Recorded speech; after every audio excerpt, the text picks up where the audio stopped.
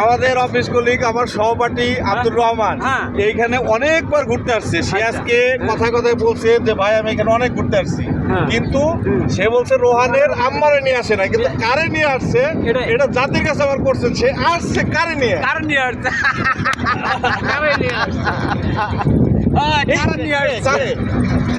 আসছে সেই ব্যক্তিটাকে, এটা আমাদের জানতে হবে।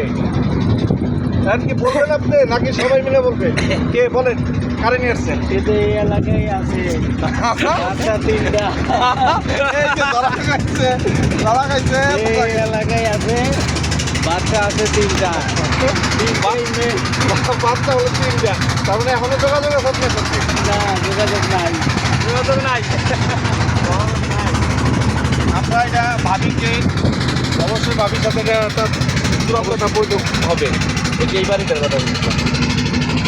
এটা ওই যে